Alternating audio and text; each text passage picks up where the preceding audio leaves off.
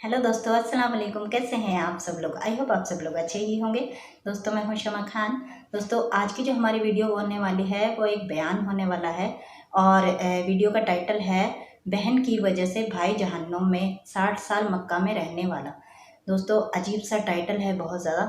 जब मैंने ये टाइटल देखा था तो मुझे भी बहुत ज़्यादा अजीब लगा था। तो दोस्तों, जो बयान करेंगे उनका नाम है इब्राहिम अटारी। तो दोस्तों, देखते हैं इस बयान में क्या है। मैं भी जानना चाहती हूँ कि एक बहन की वजह से भाई जहन्नुम में कैसे जा सकता है, क्या वाक़या हुआ था। तो दोस्तों, चलिए वीडियो को शुरू करते हैं। अगर आपको वीडियो पसंद आए तो प्लीज़ लाइक कीजिए, सब्सक्राइब कीजिए और कमेंट में मुझे ज़रूर बताइएगा कि आपको वीडियो कैसी लगी। तो चलिए वीडियो को शुरू करते हैं। बिन याहिया रहमतुल्लाहि ताला अलैह फरमाते हैं कि खुरासानी शख्स 60 साल से मक्का मुकर्रमा में रहा करता था। बड़ा ही आबिद, बड़ा अमानतदार, दिन को कुरान की तिलावत करता और रात तवाफ में गुजारता और उसके पास लोग अपनी अमानतें रखवाते थे। वो अमीन भी था। एक नेक शख्स की उससे दोस्ती हो गई। एक मर्तबा उस नेक शख्स ने सफर का इरादा किया और अपने खुरासानी दोस्त को, जो इबादत गुजार था, उसको 10,000 दीनार अमानत के तौर पर दे दिए और सफर पर चला गया। जब सफर से वापस लौटा तो मालूम हुआ कि उस खुरासानी आबिद का तो इंतकाल हो गया है। वो नेक शख्स खुरासानी के वारिसों के पास गया और अपनी अमानत तलब की तो उन्होंने लाइल्मी का इजहार किया कि हमें तो नहीं मालूम, हमें पता नहीं है कि आपने उनको अमानत दी थी। अब ये नेक शख्स मक्का मुकर्रमा के उलमा के पास हाजिर हुआ और अपना वाकया बयान किया तो उलमा ने फरमाया कि हमें अल्लाह पाक की रहमत से उम्मीद है कि वो मरहूम खुरासानी जन्नती होगा और जन्नतियों की रूहें जो हैं वो जमजम कुएं में होती हैं। तुम आधी रात के बाद जमजम के कुएं के अंदर झांक कर इस तरह आवाज देना, ए फुला बिन फुला, और कहना कि हमारी अमानत कहाँ है।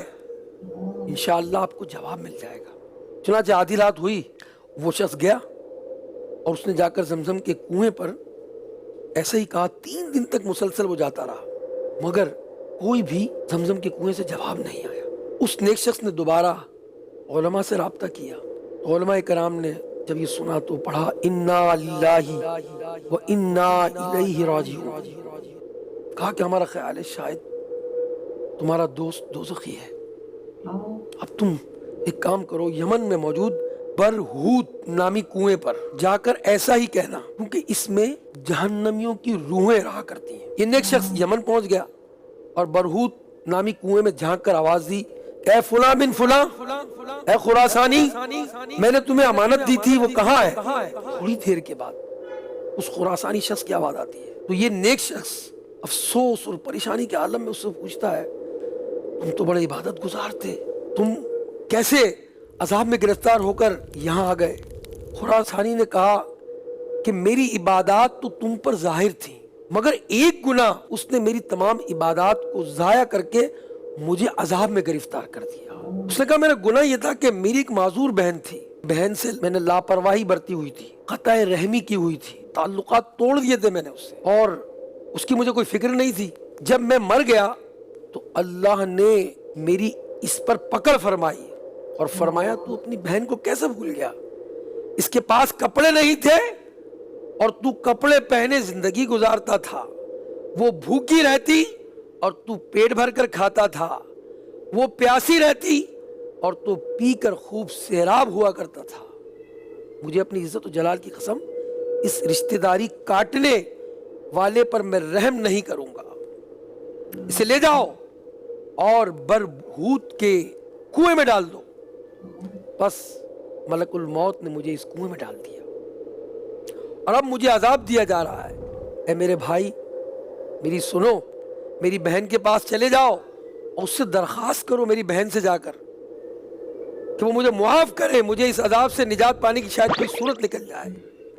हो सकता है अल्लाह पाक मुझ पर रहम फरमा दे, क्योंकि इसकी बारगाह में रिश्तेदारी काटने के अलावा मेरा कोई और गुनाह नहीं है।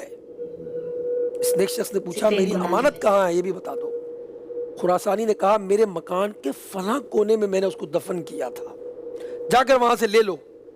तो नेक शख्स पहुंचा मक्कतुल मुकर्रमा और उसने जो जगह बताई थी वहां से अपनी अमानत निकाली, खुरासानी की बहन की तलाश शुरू की, उस माजूर बहन तक पहुंच गया और माजूर बहन को जाकर सारा वाकया बयान किया। ये वाकया सुनकर उसकी बहन रोने लगी। नेक शख्स ने उसे भाई के लिए दुआ करने को कहा تو وہ اپنی محتاجی کی شکایت کرنے لگی. نیک شخص نے اس کی ضروریات پوری کر دی, وہ خوش ہو گئی. اب یہ شخص واپس مکہ مکرمہ لوٹ آیا اور یہ دیکھنے کے لیے کہ اس شخص کو عذاب سے رہائی ملی یا نہیں ملی ہے. بہن نے تو اسے معاف کیا, اسے اللہ کی جانب سے, اللہ کی طرف سے معافی ملی یا نہیں ملی. تو وہ ایک روز زمزم کے کنویں پر پہنچ گیا اور اپنے اس مرحوم خراسانی دوست کو آواز دینے لگا. جب اس نے آواز دی تو زمزم کے کنویں سے جواب ملا, الحمدللہ مجھے برہوت کنویں سے نجات مل گئی اور اب میں زمزم کے کنویں میں امن اور چین کے ساتھ ہوں. دوستو خود ہی سوچو آپ کہ کتنا نیک ہوگا وہ انسان جس نے اپنے سارے پیسے اس عورت کو دے دیے, اور جبکہ وہ اس کے خود کے پیسے تھے, اپنی ضرورت کے پیسے تھے, لیکن اس نے اس عورت کو دے دیے اور اس کے بھائی کا عذاب ہٹوا دیا. دوستو بہت بڑی بات ہے. ویسے اللہ تعالیٰ نے ہمیں اس قابل بنا رکھا ہے کہ ہم دوسروں کو بھی دیں, اپنا پورا کریں اور دوسروں کو بھی دے سکیں, تو ہمیں دوسروں کی مدد ضرور کرنی چاہیے اور اپنے آس پاس دیکھنا چاہیے کہ کسی کو ضرورت مند کو ضرورت ہوتی ہے یا نہیں ہوتی ہے. اپنے لیے تو دوستوں واقعی میں سب جیتے ہیں, لیکن دوسروں کی مدد جو کرتا ہے وہ ہوتا ہے اصلی انسان. یہ اللہ تعالیٰ کو وہی سب پسند ہے. دیکھو اس نے 60 سال مکہ میں رہ کے کوئی گناہ کا کام نہیں کیا, لیکن ایک پکڑ سے ہی اللہ تعالیٰ نے اس کو پکڑ لیا کہ تو نے اپنی بہن کو کبھی نہیں دیکھا کہ وہ بھوکی مر رہی ہے یا کچھ اس کے پاس ہے یا نہیں. تو اچھا پہنتا تھا, اچھا کھاتا تھا, لیکن تو نے اپنی بہن کو کبھی نہیں دیکھا. دیکھو اللہ تعالیٰ نے ایک اتنی سی بات پر پکڑ لی, ساری نیکی ایک طرف رہ گئی اور مطلب ایک ہی غلطی اللہ تعالیٰ نے اس کو پکڑ لیا, ایک ہی غلطی پر. تو دوست مجھے بہت اچھا لگا یہ بیان. میں بڑی دھیان سے سن رہی تھی اور آئی ہوپ آپ کو بھی بہت اچھا لگا ہوگا اور آپ نے بھی بہت زیادہ دھیان سے سنا ہوگا کہ مطلب اس بیان میں کیا ہے. دوستو مطلب اس سے بھی ہمیں سیکھ ملتی ہے, اس بیان سے ایک سیکھ ملتی ہے کہ ہم اپنے لیے نہ جئیں, دوسروں کے لیے بھی جئیں. دوستو جینا اسے ہی کہتے ہیں دوستو.